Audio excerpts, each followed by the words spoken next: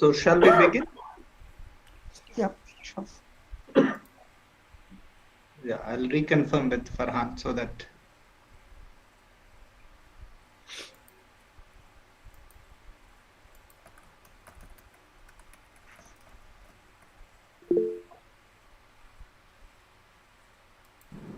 Okay, great.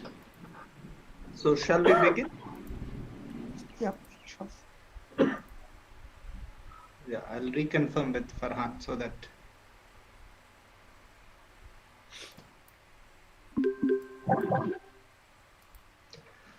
Okay, hello and good evening, everybody. Thank you so much for joining on the third consecutive day. And you know how quickly the time flies. And today is the last and the third day of the 3-day night school.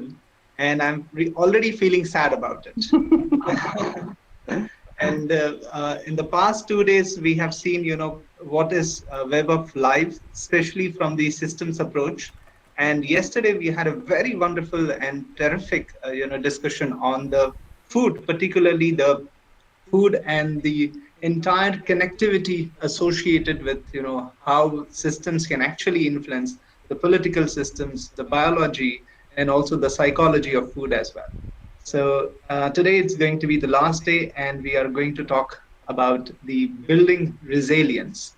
And Radha is already here, and there is also a request to have some kind of you know recap of what we have done in the past 2 days, which she has readily obliged.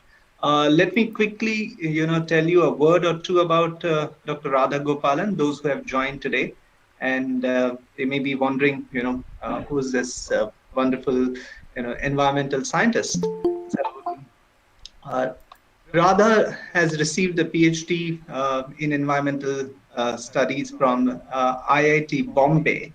And after that, she has been teaching at different schools in different capacities.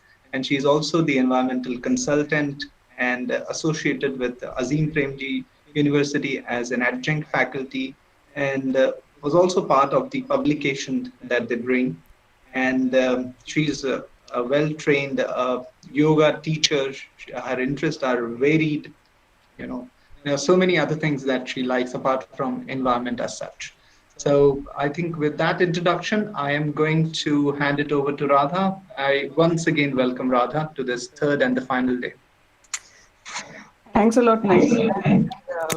And it's lovely to see a lot of familiar faces and some new faces as well. So it's like we've become this little community, where we are engaging so actively in issues that are not just challenges for the present, but also are going to significantly shape the future of our existence.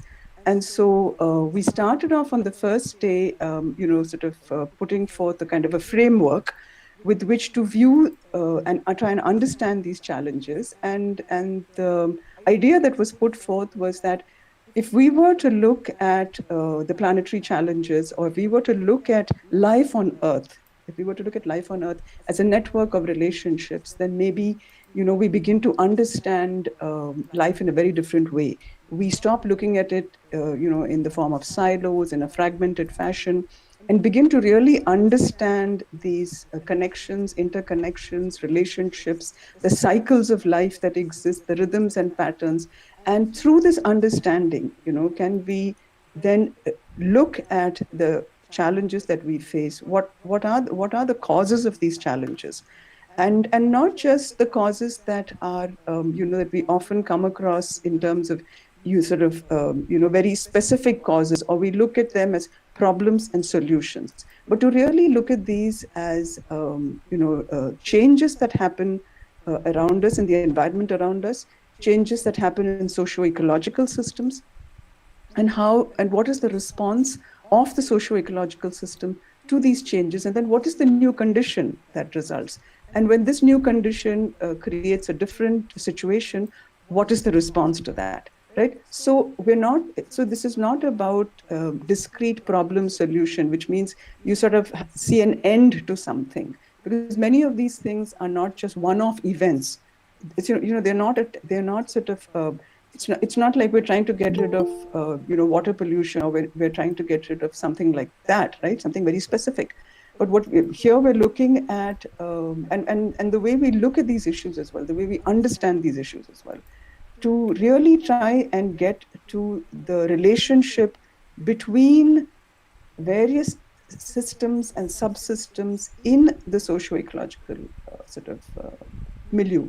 And we had proposed a kind of a nested systems approach on the first day, where we said, okay, we are embedded in larger systems. So, for example, the individual is part of a household, and the household is part of the larger societal, social, ecological, economic system. And then we're all part of the larger Earth system. So, if we see ourselves as being nested like that, then we begin to understand how we are related and through these relationships.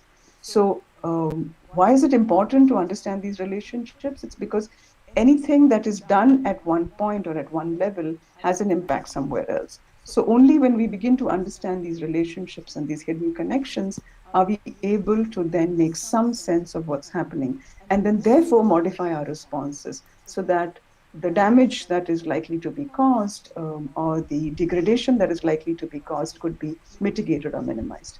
So yesterday, of course, we talked quite a bit about the food system, and we placed the food system in this sort of web of life view. And we essentially looked at the various factors, the various elements of the food system, and we focused a lot on the industrial food system, which is really the dominant food system that we're all a part of. And we sort of looked at what are the various influences on this food system, and how are the various pieces of this food system interrelated. Now, while it's very important, and from the point of view of science, when I think about it, or when I think about it just from the point of view of learning, while it's very important for us to understand the details, it is important for us to break a system down, or to break a whole down, to understand the individual parts. But then it's also very, very important to see how these parts fit together, and that the whole is much more than merely an assemblage of its parts. And that is the complexity of life and of the systems we approach. So we looked at the industrial food system and realized that it's not just about choosing what we eat. It's not just about the brand of milk or the brand of oil or the brand of food that we buy. It's not about whether it's rich in carbohydrates or vitamins or fats. It's not just about those single elements which we seem to often get trapped into, but it is about some structural influences. There are several structural elements that make this food web what it is. So there is the economic aspect of food systems, there is the political aspect of food systems, there is the ecological and the social aspects of food systems. So from a supply point of view, if we were to look at, agriculture is deeply influenced by the policies, right? And policies are deeply influenced by geopolitical influences. We are no more, no nation is anymore about its policies limited to its boundaries. It is about geopolitical influences which deeply affect this food system. And they deeply affect not just what we consume, but also the people who produce our foods. And eventually it goes down to the livelihoods of the small and marginal communities and small and marginal farmers, who are the backbone of the food system in India and in many Asian countries and in many countries in Africa as well. Whether it is milk production, whether it is meat, whether it is vegetables, whether it's fruits, whether it's grain, right? So what we were looking at yesterday was how these structural elements, such as policies, geopolitics, the social arrangements, the economic system, the choices we make as consumers, the production systems, the distribution systems, the cultural elements, right? How all of these inform this very complex food web. And now that and how the industrial food system has sort of moved us away from diversity to uniformity. The focus of the industrial food system is to homogenize and to make everything uniform, so that so that whether it is corporations or whether it is political systems can have greater control over over our resources and over the food. And we know for a fact that whoever controls food systems and food security really controls life significantly. And we also talked about the role of agribusiness in how it has influenced what we consume and the choices we make. Right. So moving on from this food web, this is a really sort of a very good point for us to look at. So now we know we know that there are significant issues, that there are significant challenges. So knowing this, right, what does it mean for the future? Is it something that we have to live with? Is this industrial food system the only way to feed ourselves? We know very clearly that it is absolutely driving life to the ground.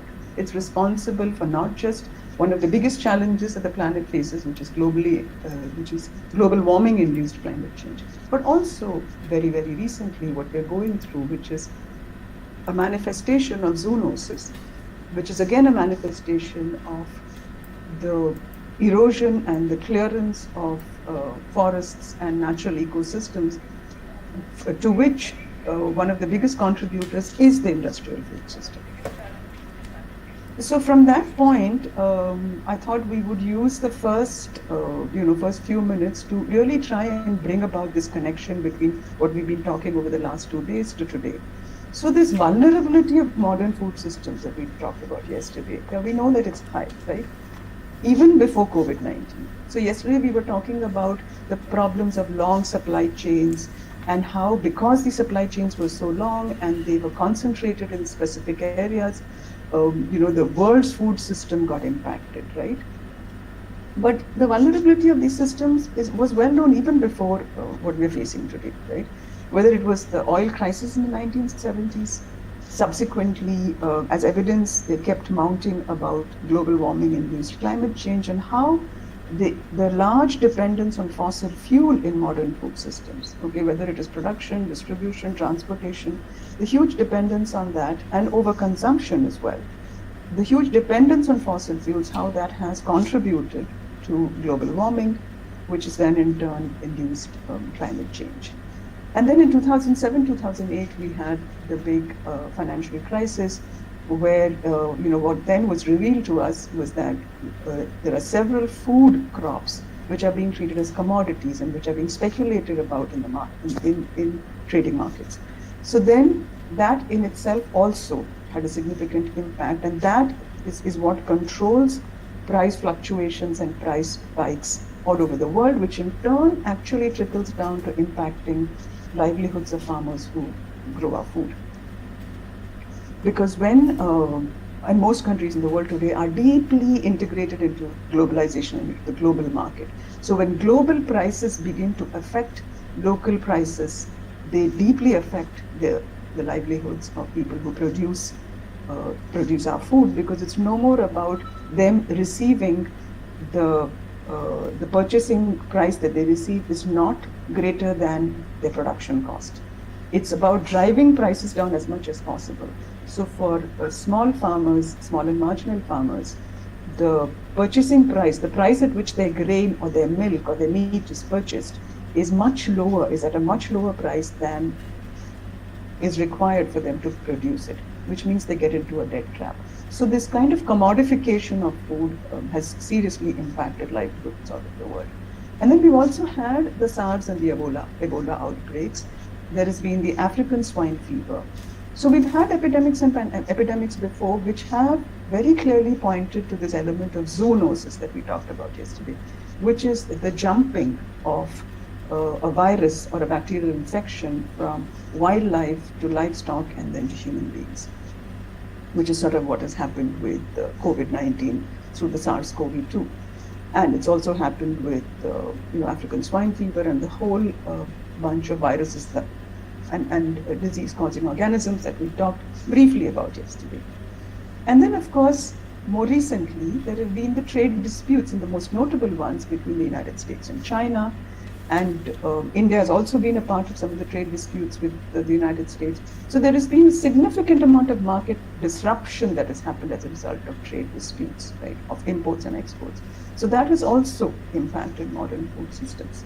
And yesterday we talked briefly about chicken's legs, right? Chicken legs, which the United States is pushing into India, and it has also challenged India at the WTO because India has refused to import those chicken legs. So, and we know that one of the biggest issues about meat is, and particularly mass-produced meat, not so much any meat, but it's mass-produced, industrial scale produced meat, is that it is deeply loaded with antibiotics, hormones, and other chemicals. So there are nutritional and health-related issues as well.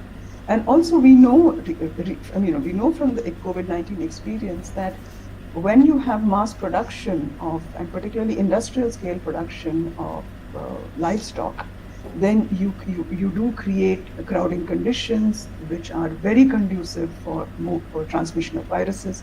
And also you have people, literally people who are also organized in these assembly chains. And there are very many newspaper reports about how food facilities or food processing facilities, whether it was Tyson in the United States or in Germany, or Tuning in Germany, because of the way people have to be crowded in order to process these, the incidences of COVID-19 actually multiplied significantly in these facilities.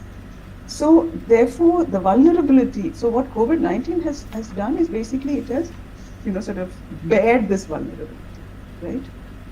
And in the context of India, it's important for us to maintain this Indian context here when we're talking about resilience, because it's useful to maintain a given context that we're familiar with, and then sort of understand the wider context, knowing what is happening in our own country and what is happening with our food system. So when COVID-19 struck, of course, one of the things that that a lot of people talked about, that India has a demographic advantage because we have a lot of young people, and so unlike Europe, in India, the incidence of the disease or the severity of the disease may be much lower. But we also know this, that the non-communicable diseases, which are called lifestyle diseases, because of how we consume and what we consume, they are very high in the 30 to 50 age group, particularly among more affluent Indians, right? And making them therefore more susceptible to this virus, which we know makes people with, comorbid conditions more vulnerable. And you also, and like we talked about yesterday, the modern, the industrial food system has been a big contributor to NCDs. The entry of a huge amount of processed foods into our country, the high consumption of certain kinds of foods by sections of society, the lack of access to nutritious food by other sections of society. So there is this triple burden that we talked about on the first day as well as yesterday. So, and at one end, there's overconsumption, obesity, etc., which has compromised certain sections of people to the viral infection. And at the other end, there is malnutrition, which has been triggered by the agrarian crisis, by the erosion of our traditionally diversified food systems. And more often than not, our responses have been in the form of technical fixes, right? Whether it is fortification or, whether it is biofortification or chemical fortification of foods, we have sort of responded with technical fixes. Also, what has happened as a result of this lockdown is there has been a reduced access to fresh and healthy foods in many situations. That also compromises immunity. The supply chains that we talked about yesterday, long and complex at various points, were blocked. So, and most importantly, we are, and this is the thing about doing a systems approach, right? A systems view. It is also that one of our biggest problems is there is a lack of access to quality, affordable public health care in this country. So from here, if we were to then move forward and say, so what is the relevance of a systems view? So let's sort of re-look at this relevance of the systems view. One thing we all know from the last 2 days we've talked about, and also many of us have thought about this. This is not, what we were discussing yesterday, and is not new at all. But what a systems view does is that it allows us to understand that there are some structural, elements that we need to sort of really pay attention to. Okay, these are not one-off things; these are not discrete events. We have to, and through the systems, we were able to understand. By understanding these relationships, we were able to understand the underlying structure that is a part of these foods. In this case, the food system. And we were not looking at them as single elements or units. We were looking at them as subsystems. Right? We also understood, how these relationships interact. What is this network? What does this network look like? What are the cycles that are a part of life? How does it all flow? How does the material flow? How does energy flow? What are the patterns which are part of these systems that we discussed, right? Of life systems. And another thing that systems view does for us is also, because we understand these relationships, we also know where the weak links are. Like if we were to think about the analogy of a spider's web, we also know where the web is thinnest, where it's likely to break easily, right? And then we're able to sort of address that inflection point. We're able to address that point and say, okay, this is where we need to be working a little bit more in order to be able to sort of restore integrity to this web, right? And yesterday we were talking about this. This is not new to human thinking. This whole thing about systems view is not new to human thinking. What is interesting, what has happened more recently, is modern science, and a lot of scientists are beginning to, really push back and be very vocal about the need to look at life on this earth through an ecosystems approach, through understanding life with this lens of systems view. Now, it's been an integral part of cultural traditions, ways of indigenous communities. In India, we have the whole idea of Jal Jangal Zameen, or in Latin America, the idea of Sumak Kause, which is, sort of a good life, really. It's about looking at all these interconnections and looking at life as an entity, looking at life as being this, it is to some extent a messy, complex, but a very exciting, interlinked, interrelated, sort of being, if you'd like to call it that. Also, scientists in the 70s, like James Lovelock and later Lynn Margolis, the microbiologist, have talked to us about the Gaia theory, which was poo-pooed quite a bit in the early 70s. And now more recently, more and more scientists, particularly quite a few physicists, have come forth and asking us to sort of relook at this whole concept of Gaia. And what is the Gaia theory? Very briefly, what does the Gaia theory say? The Gaia theory says that the earth is a self-regulating mechanism, that it is that, these interrelationship. So the earth is basically a complex interrelationship with the biosphere, the atmosphere, oceans, soils. So what in school ecology, we used to call it the abiotic and the biotic elements, that they're all actually interrelated, and they're so deeply interconnected, and there is a constant communication between them. And that the Earth, the planet Earth, is actually a self-regulating entity. And it's trying to maintain. So it's not very different from the human body, where we're trying to maintain a homeostasis, where the body responds. Whenever you have changes in the body is trying to maintain that 37.4 degrees centigrade temperature in the body. So there is a very, very, very complex set of biochemical, physiological activities that keep taking place in the human body in order to maintain that body temperature, or that homeostasis, as we would like, as we call it in physics and chemistry, right? So the Earth is not very different from that, is what the Gaia theory was talking about. Okay.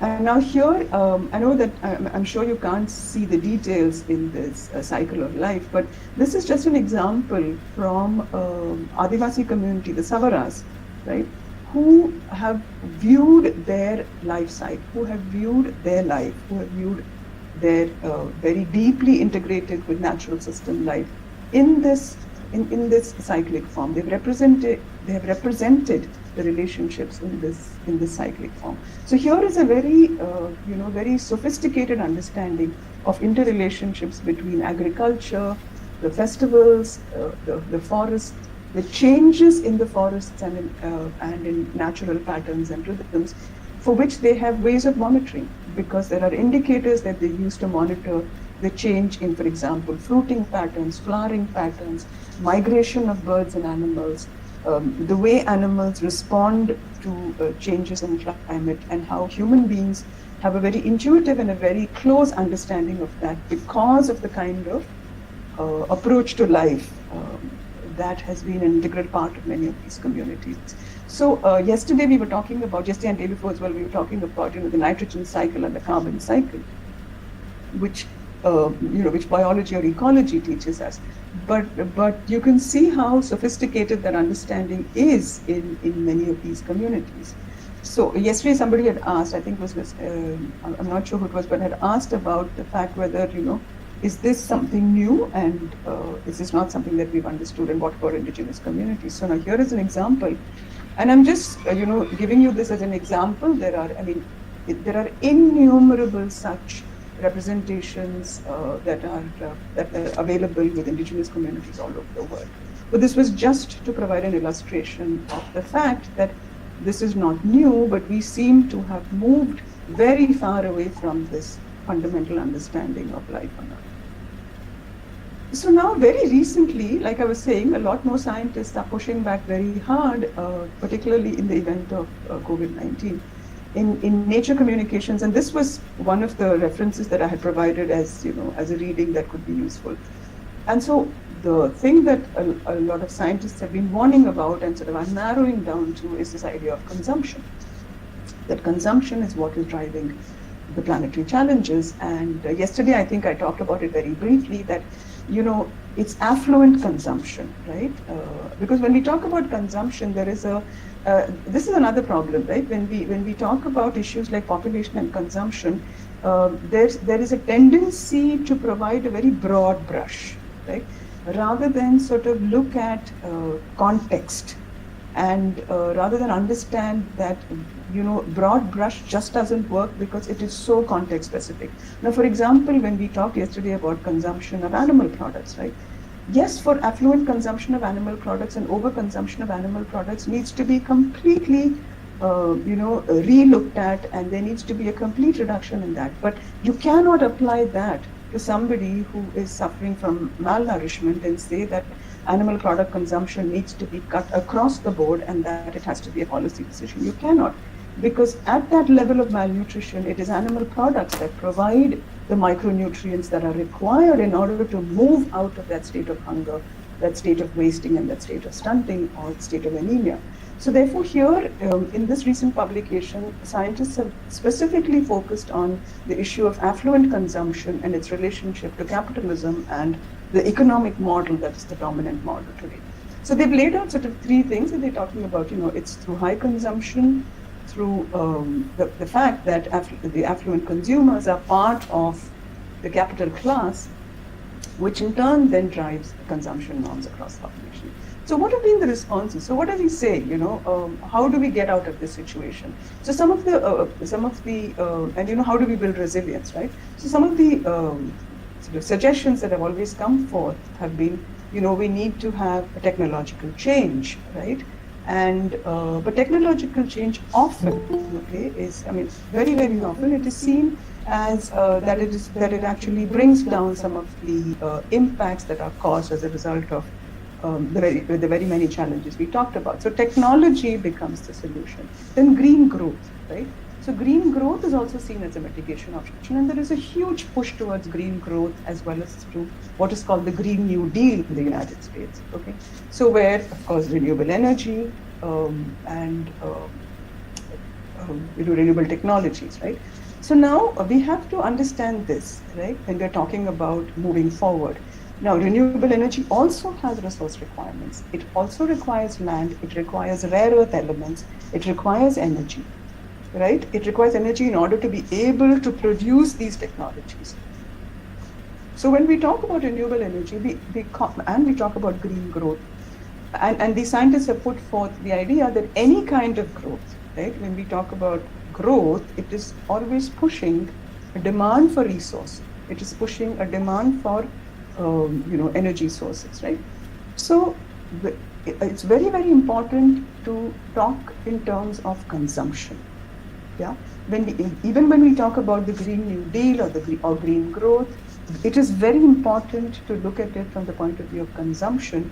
And unless consumption is brought down, the main argument here is that unless consumption is brought down, I mean, for example, renewable energies, right?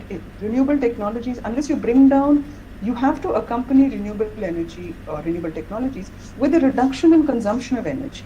Because otherwise, you're replacing fossil fuel with a renewable technology, which again in turn depends on resources. Right? Say, for example, if you're talking about solar energy or you're talking about wind energy, whether it is solar panels or whether it is the wind turbines, and even our smartphones today, right?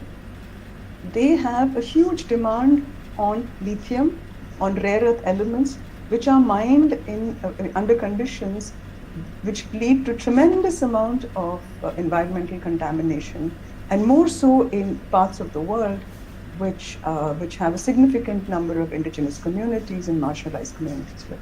So it's very important. The argument here is that central to this whole issue of looking for an alternate way of being, to looking towards building resilience on the planet, is to look at it from the perspective of consumption. Okay?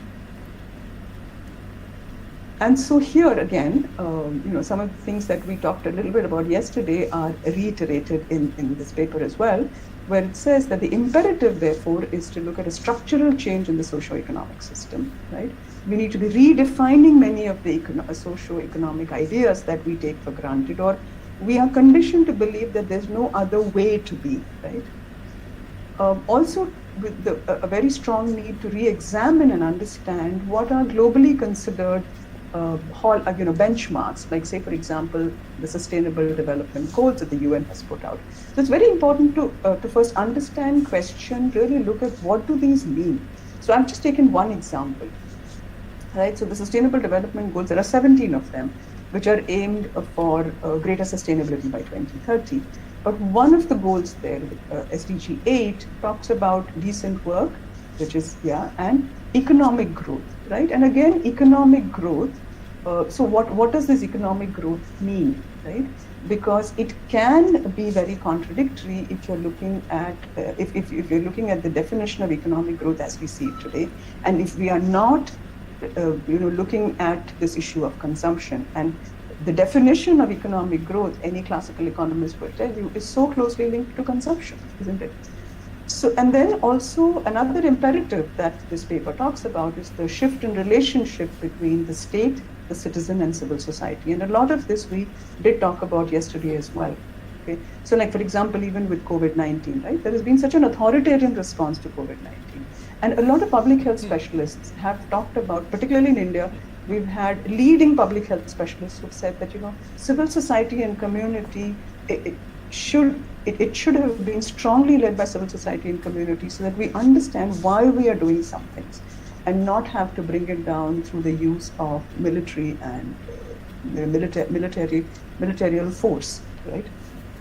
But it also should have required much greater investment in public health, in food security.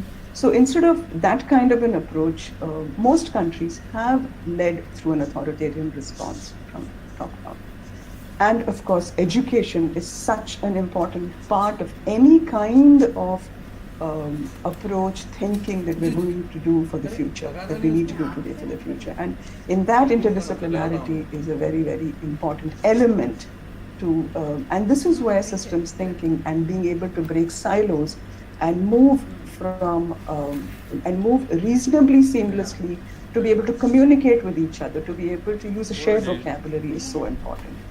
And I must preface this here, and I must actually caution that it doesn't mean that we're looking at throwing out a deeper understanding of a given subject or a specialization of a given subject, but to sort of say that with this specialization, how can we communicate with each other and have a more using the specialization, how can we get a better understanding of the system and the interactions between various systems?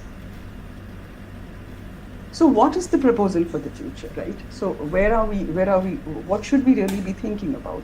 And what should we really be discussing about today is this issue of, and this idea of resilience. How do we build resilience in our systems, right? And what does resilience really mean? I always think about, a flexible ball. So when you keep pressing it and then it bounces back. So this ability to be able to bounce back from shock, the ability to even sometimes use shock as a benefit.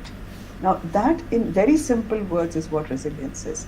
So not to collapse under a shock, not to collapse under an extreme condition, but to be able to bounce back, and maybe not bounce back to the previous condition, but bounce back to another condition, because change is the only constant, as we all know. So it's not like it's going to be static, but to be able to bounce back and have and be able to have life on earth, have life flourishing on earth, albeit in a slightly different way.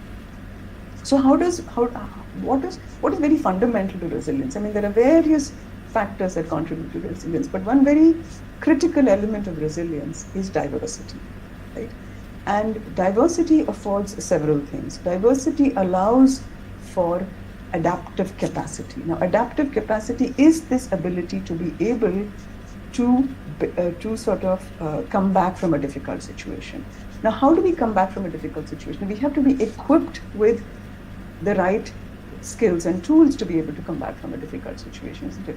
So diversity affords us that. And what kind of diversity are we talking about? What does diversity really do, right?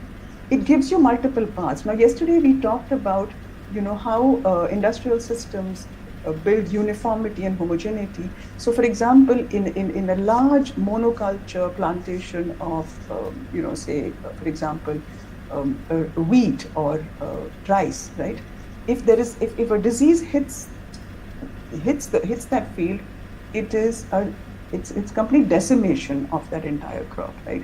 But supposing if you had what is agroecologically practiced still in many parts of the country and in many parts of the world, if you had a diverse set of crops which would include cereal and which would include grain, oil seeds, pulses, vegetables, fruit, and if you had this kind of agrobiodiversity, then built into this is the mechanism to be able to overcome disease and to be able to have this adaptive capacity, so that even when there is a drought, for example, or even when there is a disease, for example, you still have some capacity available with you to be able to feed, to be able to maintain the integrity of that ecological system, of that social system where this food system is built, it exists, right? So that is one kind of diversity. So it provides us multiple paths, right? And it also gives us a variety of relationships as well. So some of the things about diversity that I've listed out there, like diversity of sources from which we can get food, diversity of the gene pool, different varieties of crops, different varieties of seeds of a given crop, right? Some seeds, for example, when I think of diversity here, and I think of the tsunami, and this is just one example. We have so many examples available here. So when the tsunami hit in 2004, and the east coast and Tamil Nadu, Pondicherry area was, the paddy fields in many of those areas were completely inundated with saline water, and so people lost soil and people lost productive land. But there were a few farmers in Nagarkoil who had saved saline-resistant paddy seeds, and they were able to then multiply and distribute that and re-establish livelihoods and food systems. So that is the kind of adaptive capacity we're talking about. So that gene pool diversity, right? So and then diversity in governance, diversity in the way we coexist with resources. So for example, community-based collective management of water systems, right? And different forms of governance work in different societies. So it's not this one size fits all that has to be, there is no best form of governance, right? Like, so for example, we've had the governance of the commons. There have been accommodations and negotiations and adaptations that people have had.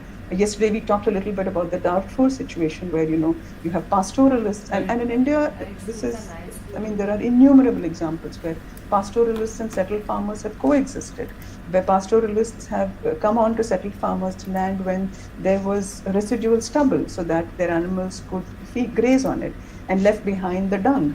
So there are just so many systems of governance and management of resources that existed, and and indigenous communities have their own set of governance practices.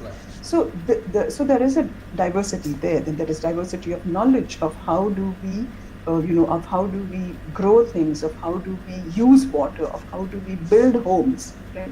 Architecture, right? Knowledge about that. How do we protect ourselves from disease? So that kind of diversity, right? Of experiences, approaches, and livelihoods, of course, right? So what diversity affords is it gives us these multiple paths by which we can navigate through life, right? And that affords a certain flexibility which allows for that ability to bounce back. So this is really what the idea of resilience is about. So now we have to really look at ecosystems, and whatever services they provide us. We talked a little bit about this yesterday when we were saying, when we looked at the interconnection between tropical forests, so we were looking at tropical rainforests particularly, and water, the connection between the two. So when we decimate forests, whether it's the Western Ghats or the Amazon, or whether it is in Southeast Asia or in various countries in Africa, when we decimate these forests, we actually impact water resources, right?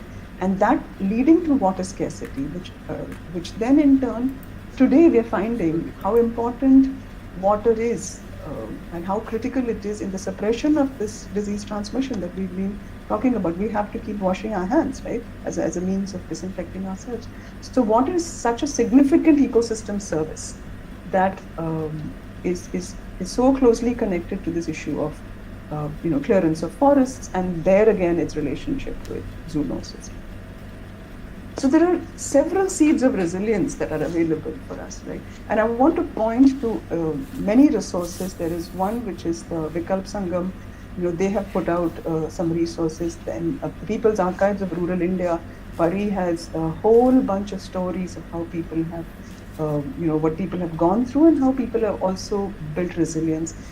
So there are innumerable resources available for all of you to access. But I will just take a few examples here. So I'm just sort of broadly categorized them.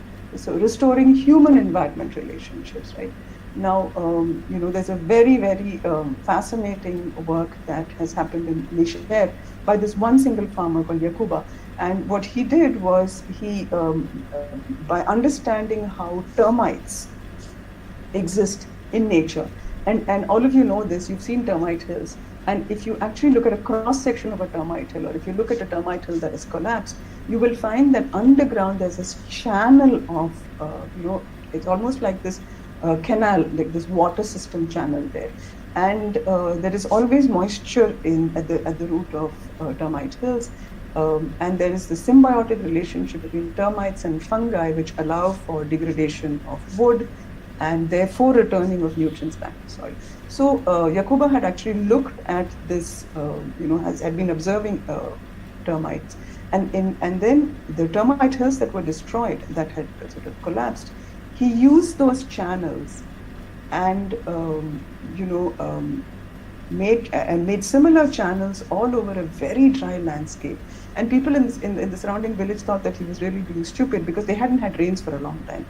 So he built these channels, and when they did get the rains, his was one of the few pieces of land in that entire area which greened, because what he had done was he had created channels similar to what termites do, but he had also dug a large number of pits. And when he had the rains, he had also actually spread seeds as well. And so when the rains arrived, he was able to rejuvenate the landscape. And as a result of that rejuvenation, able to build soil over a period of time, and um, consistently kept getting very high productivity, a mixed cropping system that he was adopting. And over a few years, he was able to actually build significant food security, not just for himself, but for the community. And this was then used as a model by Niger to improve its food security. And similar such, a lot of such stories are available in India, in Asian countries, in Latin American countries. I mean, we only have to look at the traditional water harvesting systems in India, right? Those were very strong human environment relationships where collective management of resources took place, where there was a sense of ownership and the sense of managing the commons, right? As opposed to separating them into irrigation department and forests, etc., forest department and revenue department, and so on and so forth, right? Also to build, socio-ecological economic networks. And I will take one example very recently. There was this very interesting example of collaborative markets, that Adivasi communities in Gudalur have set up, and where they've actually been, over a period of time, they've actually been able to sell their tea in what is called a fair trading mechanism. And people's markets have been set up in various parts of India. And many of these stories are available, like I said, both with Vikalp Sangam and with Pari. And you can actually go to both of these websites and you will find all these stories, which are deeply inspirational, which not just inspirational, but they also tell us that it is possible, right? And then there is the food and the seed sovereignty movements in India, the agroecological production systems, which many communities are engaged with. So the seeds of resilience exist. Now the question, of course, is how does this get translated to something bigger, right? And this is where social movements begin to play a big role, whether it is the right to life or the forest rights movement in India, land rights, any of the gender rights. And here I want to take, when we were talking about reclaiming of the commons, this is such a fascinating example in Punjab, where the Mazhabi Sikhs, Dalit community, actually used the Punjab Village Commons Act to reclaim common lands, which was then redistributed among landless Dalit communities. And this helped them actually tide the lockdown conditions during COVID-19. So really taking recourse to a rights-based approach, taking recourse to legislation, invoking this whole issue of the public trust doctrine. So there is legislation that's available in the country. And so how do we use that? How do we educate ourselves about it?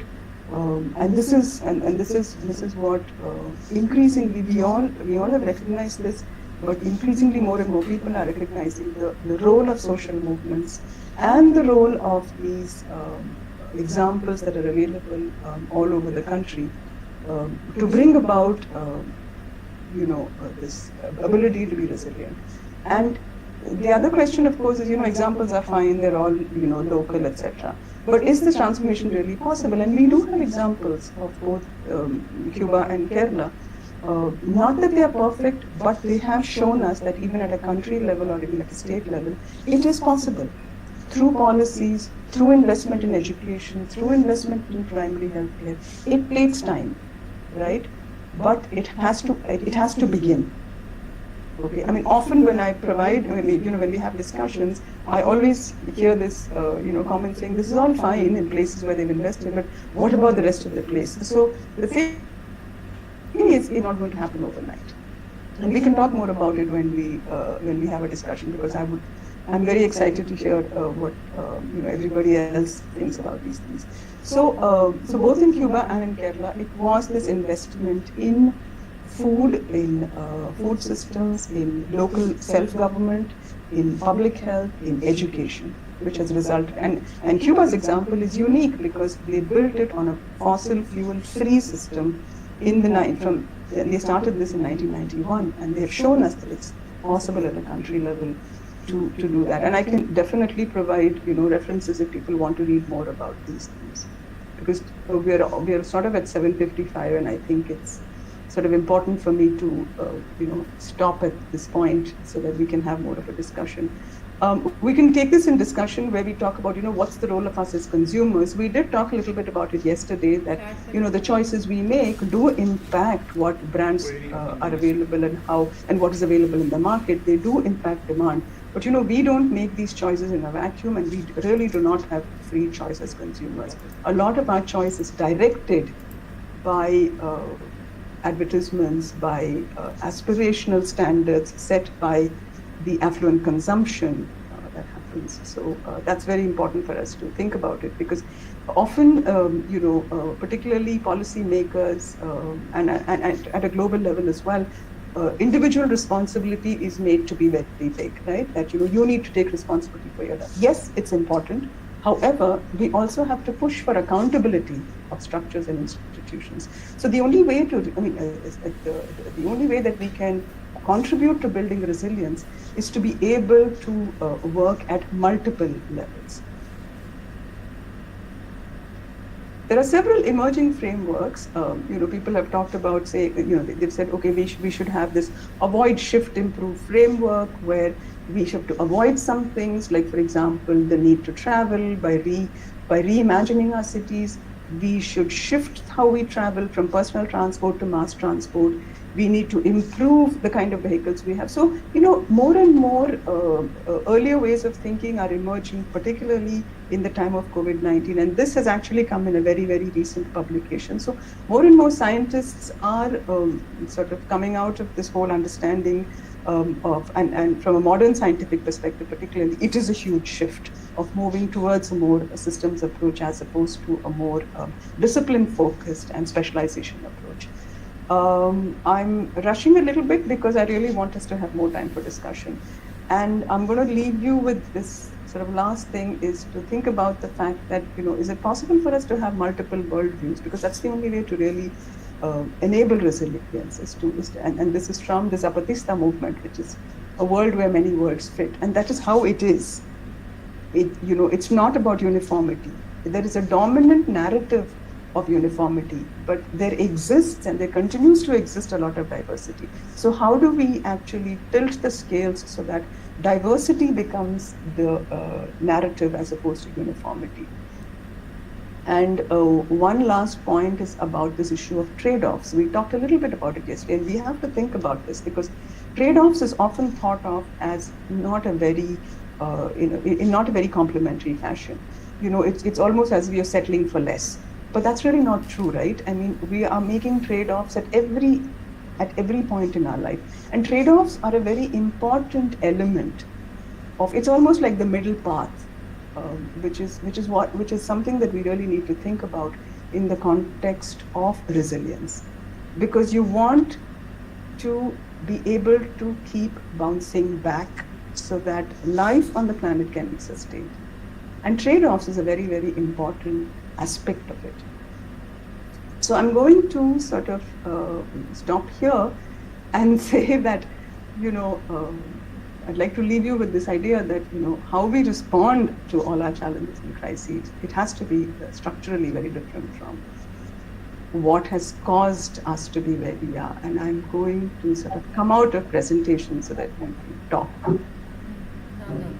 Thank you for your patience. I'm sorry I sort of ran off myself. Not at all, not at all. It was so lovely. I mean, in fact, this resilience building exercise itself, we were all, engrossed into it. Thanks. That's kind. Yeah. So there are people who have already put some questions in the chat, but it would make sense if we allow them to speak. I think you can unmute and then start asking. That would be more, a connected way of, asking questions. I agree. It would be nice to have a conversation. Yeah. Could one of you nominate who should be unmuted and speak first? I won't jump the queue. Okay. You can take the lead, sir. It's okay, but Nussair, since you have jumped, why don't you start? Oh my God, I might end up taking the rest of the half hour. Basically, what I'm getting out of all of this is that we are requiring to almost reconnect to the commons in different modes and different fashions. And what I thought of this was it hasn't worked so far. Ministry of Environment and Forests is coming out with a new statement where they're going to remove the impact fees. Development worship is such that we are bypassing many environmental issues and stakeholders such as the Adivasis and local people involved in that. So I hate to say that it's an Indian trait or anything of that sort, but across India we definitely neglect the commons, if not outright trash them. So this concept of taking back control of producing and consuming, even for that matter, of regulating our lives, that itself to me seems almost unattainable. But maybe I'm just being pessimistic. So going beyond that then, what are possible new measures of growth, or to set up new sustainable goals? And would those be based on things like food sovereignty, which is an impossible word to spell, or resilience? And whatever ideas you have on that. And I'll shut up finally. No, that's fine. Nussair, I think very important points, and I agree with you that it can be very overwhelming, and which is why often see, the thing is, you don't want paralysis, right? I mean, we don't want to be paralyzed by this whole thing. So we have to do what we can do where we are, right? But it's important to understand that it is possible, and to also be able to find things that one can, to find things where change can be brought about in one's own situation, either through personal engagement or being part of a larger movement. That's one element. But the issue of commons that you talked about, right? Now, this example that I gave you of the Mazhabi Sikhs happened right now, 2014. Okay, so people are so there is there is legal recourse. Social movements are working, so it is possible to. It seems like an uphill task, but unless a beginning is made at various points in this whole, in this whole network of systems that we have, it's got to happen at multiple points. Okay. So, and unless we begin to even have these conversations and think about it, and have more of these engagements, more of it being brought into our education system. And I'm not talking merely about the formal education system. I'm also talking about education outside of the formal education system. So that is how I think that's how I would think about it. And about pessimism, well, there's optimism, pessimism, and realism, right? I mean, it's really a function of. So, but I think it's so important for all of us to really constantly question a certain givens that we take. I think that is where the problem is. We take a lot we take a lot as given, and we assume that it can't be changed. And it's interesting to see how it can be when we see people under very dire situations actually bringing about change. Right? I know it's a bit of a convoluted response that I gave you, but yeah. But I mean, I'd be happy if anybody else would like to comment on it, and maybe we'll take. We'll come back, Nussair, to this, because I'm sure there are a lot of people who have this question that you've raised. And if maybe Devika, you want to go ahead with your question, you want to sort of. Yes, ma'am. So I just wanted to ask. First of all, I have got a lot of information about the food web and the planetary web through these 3 sessions. And I would also like to ask that what is the role of land reforms in developing resilience? Yeah, absolutely. I mean, that's one of the structural issues that I was pointing to today, and we talked a little bit about it yesterday, right? Because land is when we were talking about the milk situation, land is at the heart. Land reforms is at the heart of any kind of change that we want to bring about. Today's agrarian crisis in India, at the heart of it is the fact that we have not done land reforms anywhere in the country except probably in Kerala and West Bengal to some extent. So that is really a fundamental issue, and that's a structural change that has to be brought about. Now, there are very strong, land rights movements that are working towards it. There have been some successes in many locations. I only gave you one example in Punjab. There are 3 other examples from Punjab. The Dalit movement, which has been very strong in the land rights. So land reforms are a very, very critical part of developing resilience, because it is about having the ability, right? I mean, when we talked about diversity and adaptive capacity, right? If you don't have the adaptive capacity, if you don't have access to a resource, how do you realize your potential? How do you become, and at the heart of something like food sovereignty, again, it is about access to land, to be able to either grow food yourself or to be able to have other people grow food, right? So, and also it's about, again, the whole issue of inequity, right, in communities. I mean, at the heart of that is this inequitable distribution of resources, and land reforms is very much at the heart of that. Yes, very much. And there is another question also I have, like availability of fertile land. A lot of fertile land is being lost due to construction and building. So what can be done in order to preserve the fertile land? Okay, now that's a very, again, it's so legislation driven, right? I mean, so for example, I'll just tell you what has happened in Kerala. A flip of it that happened in Kerala because of COVID-19. The government has actually gone out to modify legislation in order to be able to use fallow land in the state, okay, and land that has not been used or cultivated for a long period of time, fallow land in the state, for anybody who wants to do farming, and also state sort of groups like Kudumbashri, for example, women's groups and others, to use this fallow land to grow food, to become self-sufficient.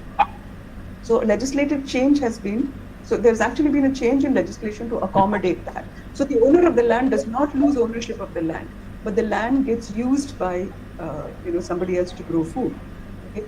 So legislative change is very, very important, and that's what a lot of rights movements are engaged with, is to bring about, like whether it was a right to information or Forest Rights Act. That's a very good example. Of course, Forest Rights Act is getting deeply eroded. That is a reality.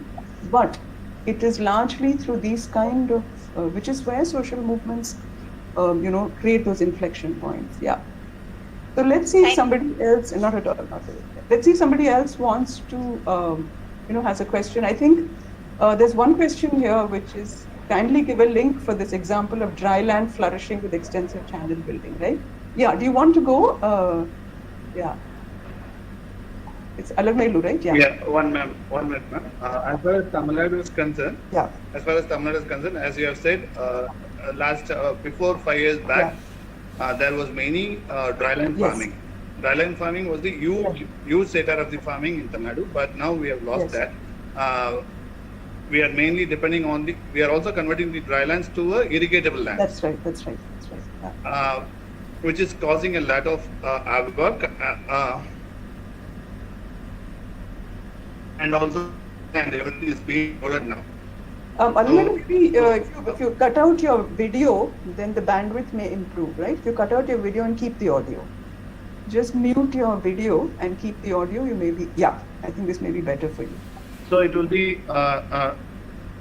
so as you rightly said, by improving our channels and within our lands itself, we can harvest a lot of rainwaters and use the dry land effectively. That's right. It was nice by seeing from you. Okay. And the other thing, as far as the micronutrient is concerned, ma'am.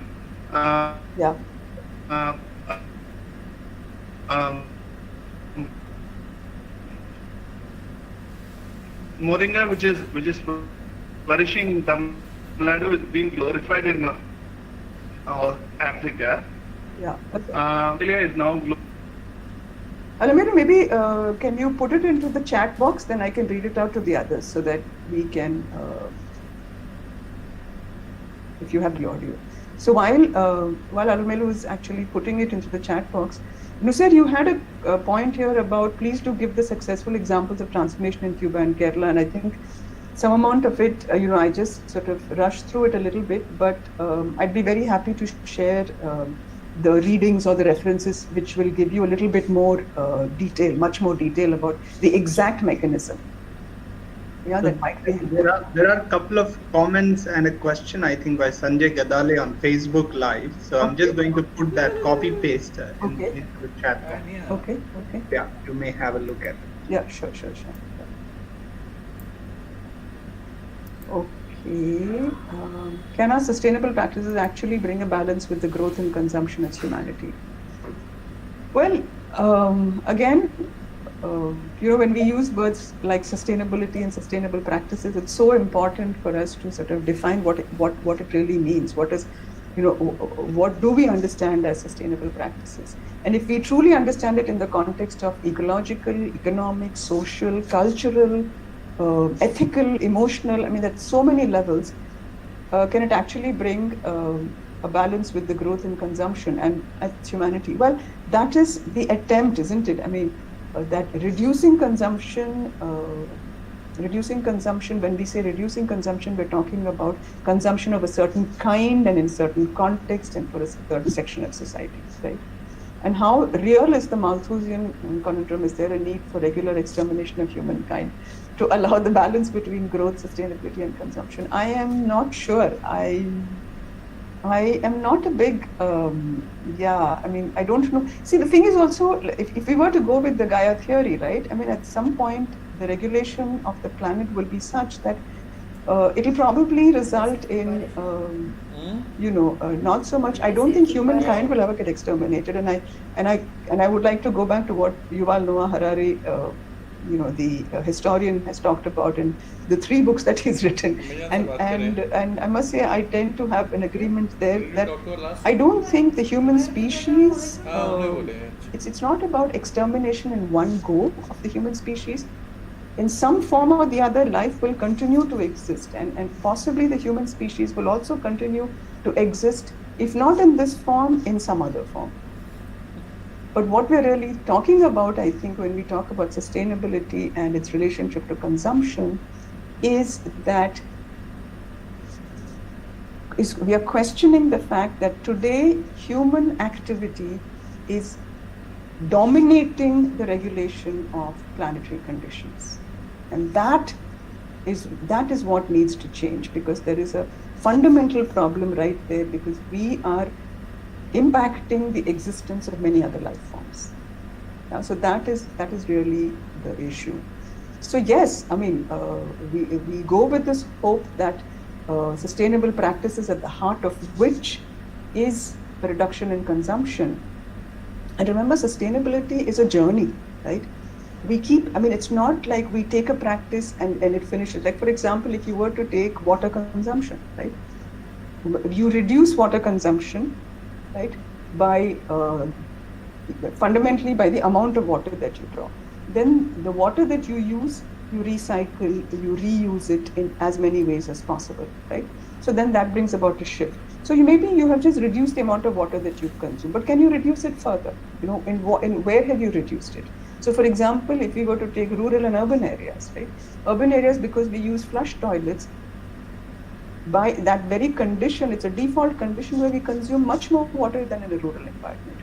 So we have to really think about, we really have to completely,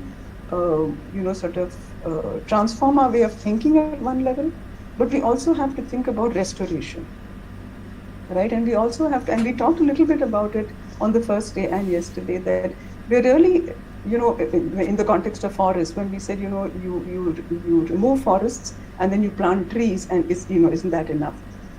But you've actually destroyed an ecosystem. So how do you regenerate that ecosystem, right?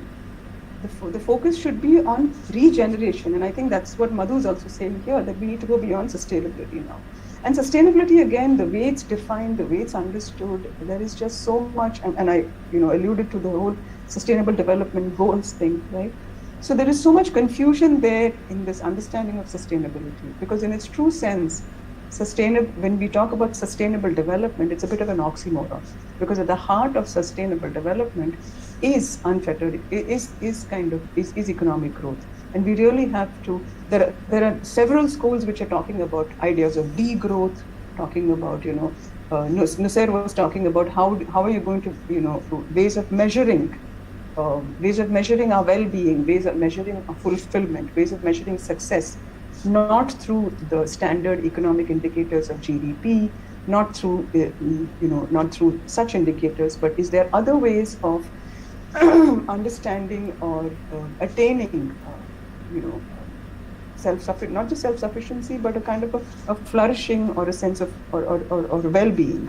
Now, for example, the Human Development Index, and Amartya Sen and a whole host of other researchers have worked extensively on that, where you're looking at a multifunctionality way of understanding well-being, and rather than just measuring poverty, or rather than just measuring success in a particular way, but really looking at well-being, because well-being is about the ability of a human being of being able to realize their ability and capability. And realization of your ability and capability can only happen when the environment allows you to flourish, right? So it's a very, at one level, it's a very existential sort of a question that we're talking about.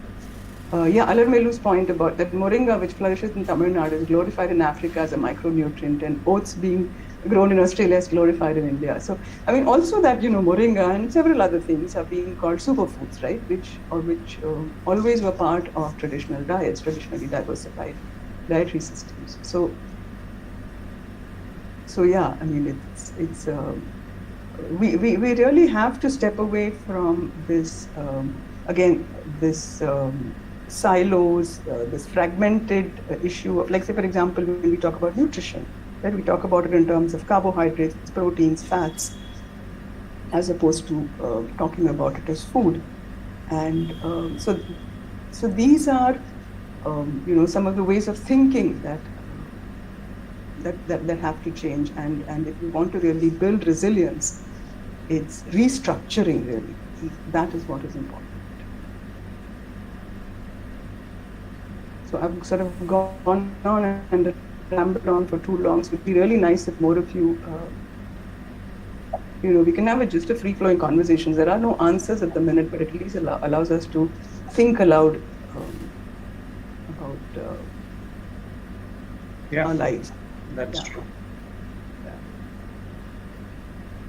No, that's very true. I mean, Madhu, it's absolutely, yeah. So it's fundamentally what we were saying yesterday and day before as well, is this fragmented, silo-wise, reductionist approach, which is a very significant part of our education system. And also, over the years, it has, it has deeply conditioned our way of thinking.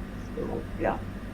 And there are so many, various systems of food systems that are available today, and which many people are practicing in various pockets.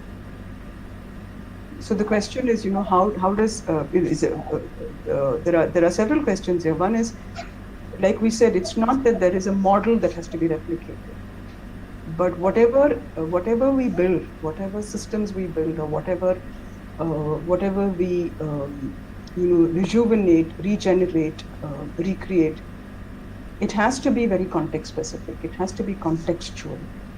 There cannot be one solution that can be replicated, multiplied, scaled up, because those very terminologies are a very industrial system sort of an approach.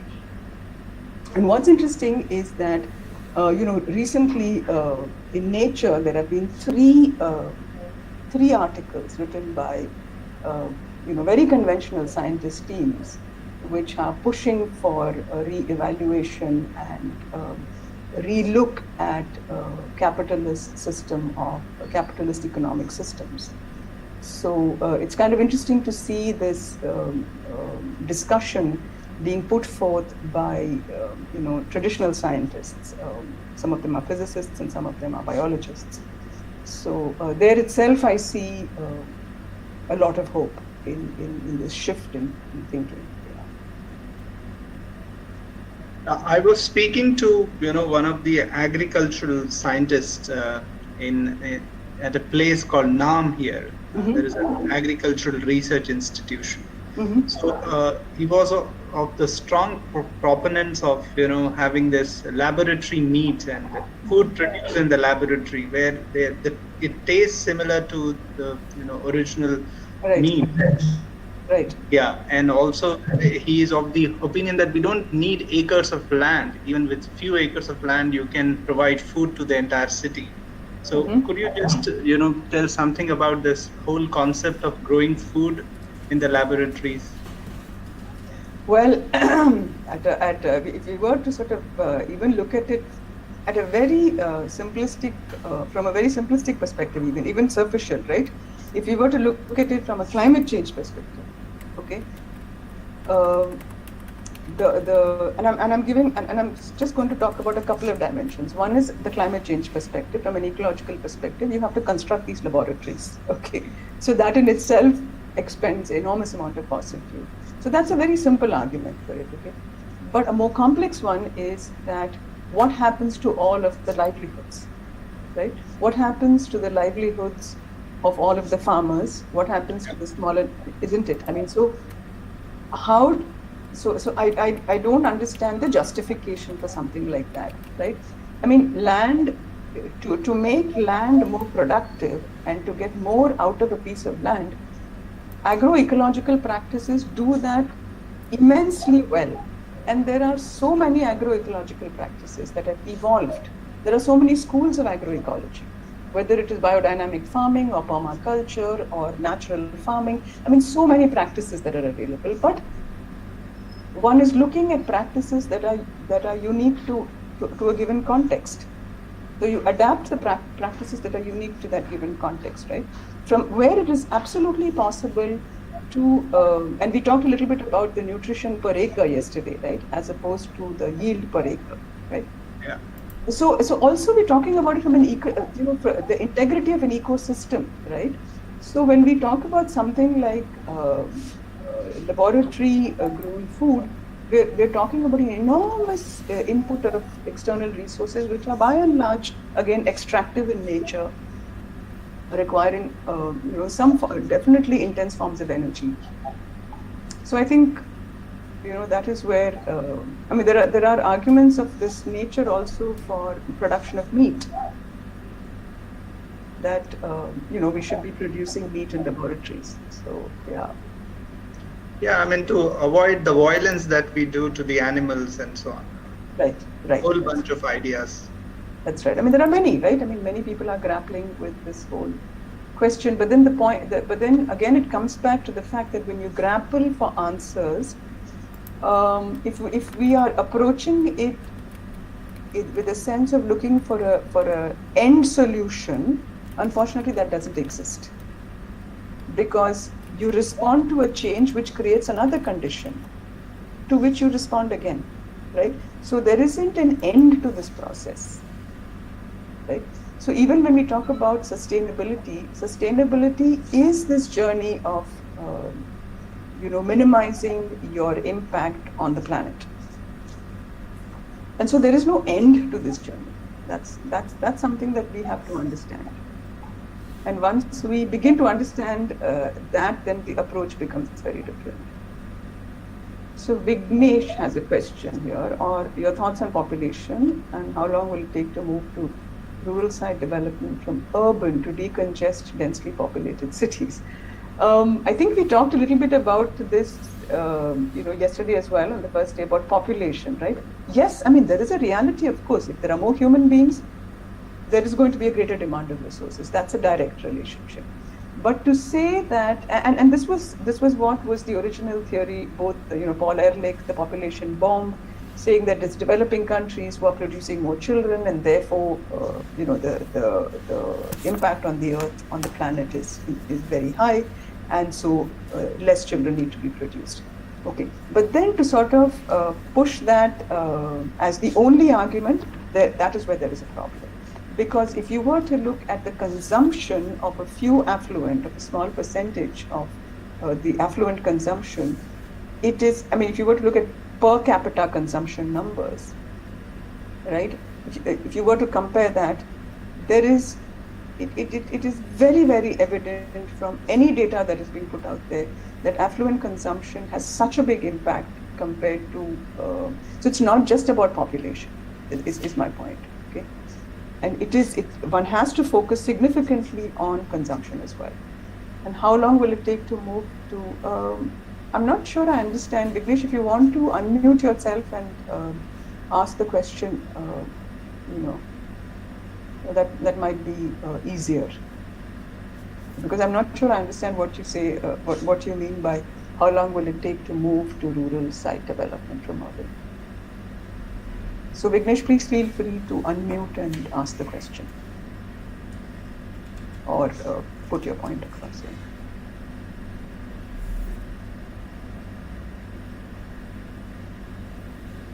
While we're waiting for Vignesh to respond, let me jump in and ask you, is there an update you have? Is Vijaya Dairy still procuring milk locally in Hyderabad, which is where I'm based? Right. No, but yes, I mean, Vijaya Dairy is a state cooperative, no? So small farmers, a lot of small farmers pour milk to Vijaya Dairy. Yes. It's still very much, yeah, very much. I mean, all of them, whether it's Vijaya or, it's only the... Sangam Dairy. It's only the the private companies, sort of the corporations that we're talking about, which source from both small, but primarily from large dairy farms. Yeah. Thanks. I don't know if Vignesh has gotten a chance to recollect. Yes. Yeah. So Vignesh, if you're not able to unmute, you can actually maybe elaborate on that question a little bit, and then we can all sort of see what we think about it.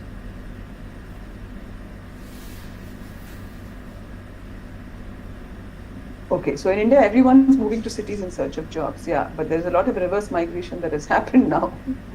Yes, that is true. But this decongesting of densely populated cities now, as long as we place primacy on urban, so why do people move to urban areas, right? The belief of better opportunities, because our rural, because of the situation in various parts of the country where livelihoods have been decimated in rural areas because of policies, because of natural conditions, but largely because of policies and political decisions that have been taken, which has resulted in the agrarian crisis, which has seriously impacted livelihoods, and that is pushing people to move out. That's one of the main reasons that people move out, in order to be able to find better opportunities, right? So unless we really begin to completely reform our policies, and with land reform being at the heart of it, which requires tremendous amount of political will, and also remember the power structures. Those who are in politics do really come from the large property owners, or at least who are supported by large landowners, by the landowning lobby, by corporations who want a lot of the land, by infrastructure projects which have vested interests in them, right? So it's not just about the agricultural policies, it's about the land policies, it's about the resource governance policies. So as a result of all of this, when people lose their livelihoods, they have no other option but to come to urban areas where there are more opportunities, whether it is, and by and large, it is very, it's either labor, it's casual labor more often than not, or it's seasonal labor more often than not, or it is jobs which at least provide some sort of a income. In rural areas which are close to urban areas, it could be people working in people's homes, it could be people working in factories in cities, it could be people selling things in cities, working in retail in cities. So there are all of these reasons why people move. So the decongesting of cities is a very complex problem, and it has to be looked at from that structural perspective. Oh. And it's not just in India, right? It's the world over. That cities provide a dream of better healthcare facilities. There's a perception of better healthcare facilities, better education facilities for children, all of that. So if you have good primary healthcare, if you have good education facilities in rural areas, if education is universalized, and if healthcare is, then the situation will be very different.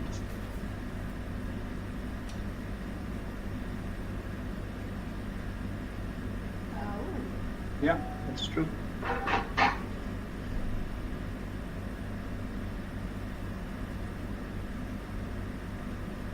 Yeah, any more questions or reflections on three of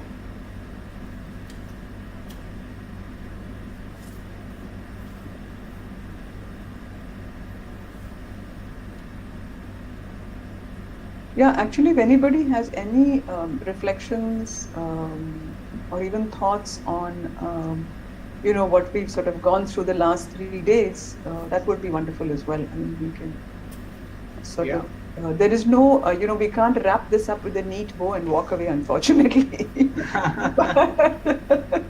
because this is about our lives. But if there are any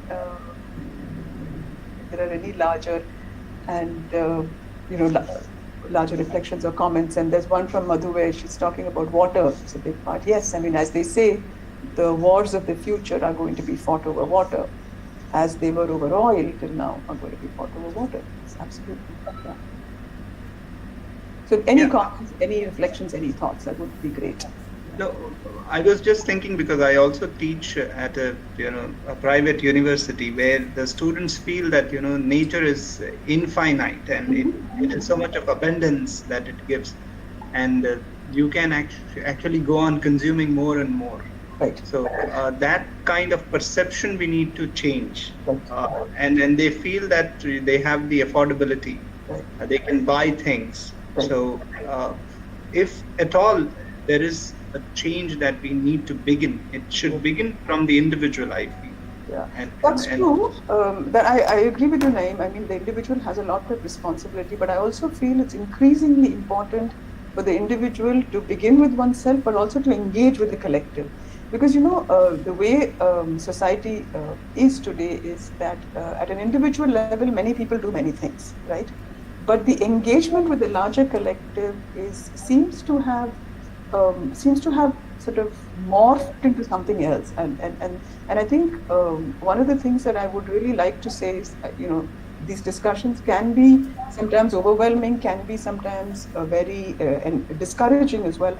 But what I'd like to encourage is that there are just so many instances of these seeds of resilience that people have sown. I would actively encourage people to sort of look at more of these stories and also engage more actively around you through conversations, because it has to begin with conversation. There are no solutions out there. Nobody has solutions, right? Yeah. But we have to think about this collectively, and so often, collectively. And I want to give this very, very lovely, point here, which I hope will be encouraging, is that when I used to work with a small group of farmers in the Madanpalli area, I used to we used to have meetings once a week every night, and we used to sort of talk about, and our focus was issues of food sovereignty, but it was also much larger issues, the day-to-day problems of semi-arid locations, and the day-to-day problems of life, of trying to live in resource-fragile areas. And at the end of 1 year, I just asked, so what's the point, right? I mean, what am I doing here, coming every week and having these conversations? Is there any value to this, So, because the problems persisted, but, there was just a lot more conversation. So the response I got was that, no, this allows us, your coming here allows us to actually talk to each other. Otherwise, we are very busy with our lives, with our fields, with our animals, etc. And we don't make the time to sit together once a week like this and have a conversation. And we realized that through these conversations, we're able to collectively think about ways to resolve issues, which I thought was so encouraging. And for me, that's been a big learning in my life. And so I'm an active proponent of collective conversations, which lead to action. Yeah.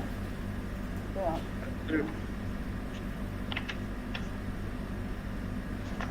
Yes. So resilience it is. And I think we can all collectively build that resilience. I think we can. We really have to. Yes. Yeah. That's very encouraging, Dr. Gopalan, to hear that. Yes. Okay, so if there are no further, reflections, questions, or queries, I think on that note of resilience, we can sign out this 3-day, night school. It was so lovely to have you, Radha, for this, night school, right from the conceptualization of the 3-day night school and the note that you sent, and a marvelous delivery, I would say. And thank you. Yeah, it's really a sheer pleasure to listen to you.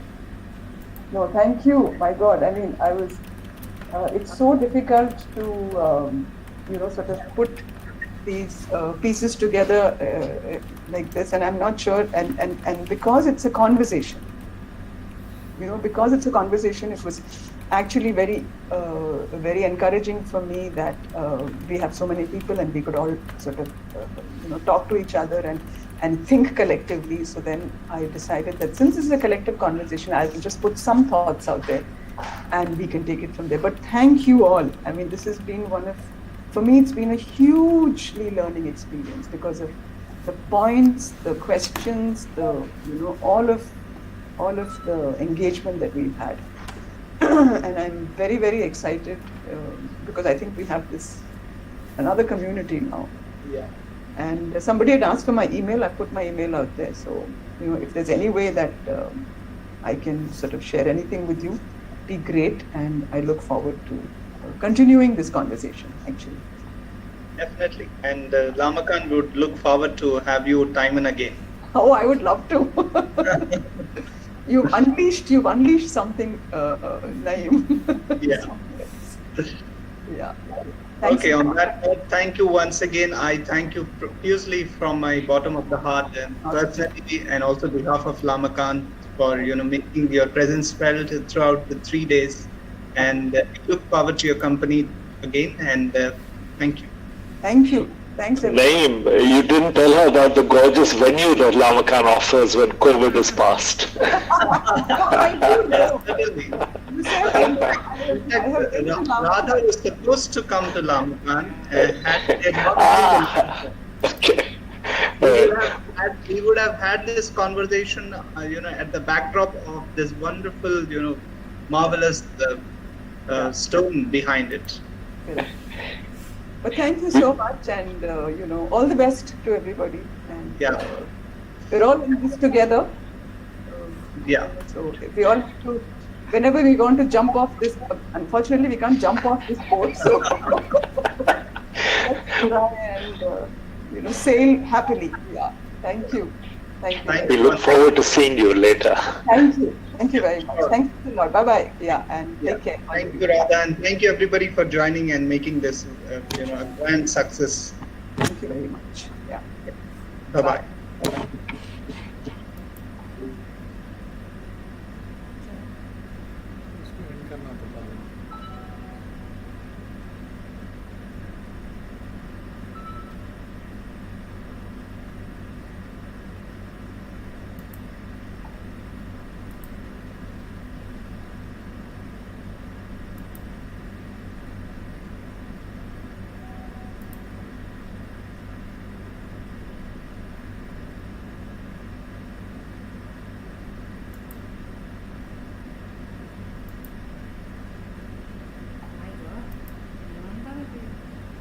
Study हुआ करे थे लेकिन details नहीं